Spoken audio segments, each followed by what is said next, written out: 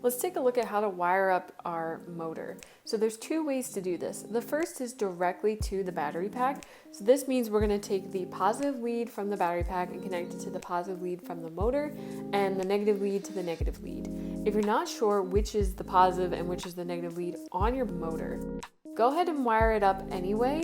And if the motor starts spinning clockwise, you have connected it positive to positive and negative to negative.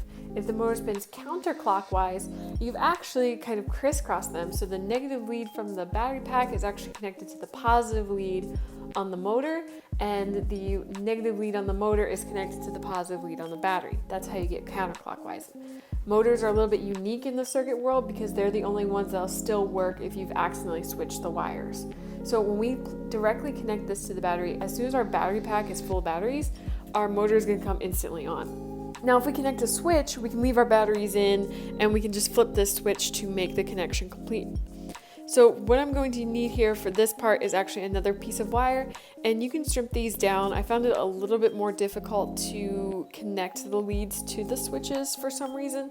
So I'm just using a pair of scissors and I'm exposing more of the wire end on these pieces. Once you have that done, you're going to connect this one to either lead on the switch. It doesn't matter which one, just make sure it's only one. And you can do positive or negative here as long as you're consistent throughout, but I'm just using positive for the example. So I have my positive lead successfully connected to the switch, and I'm going to take it to the positive lead on the motor.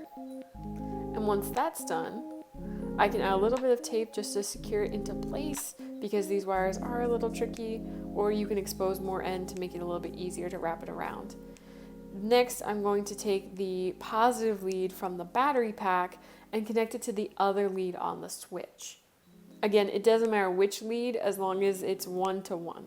And then the only really connection I have left is the negative lead from the battery pack. You could extend this wire if you wanted to, but I have enough room.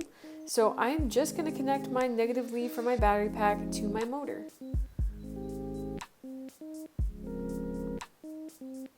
And I can secure this again with tape just so it doesn't wiggle out on me.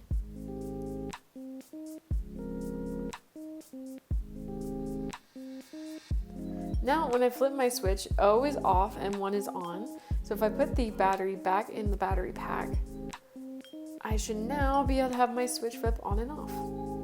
And that is how to connect the switch piece. You can also check out the little graphic if you need some help. But this can be done pretty much all of the projects in your kit. You can have them done with or without a switch.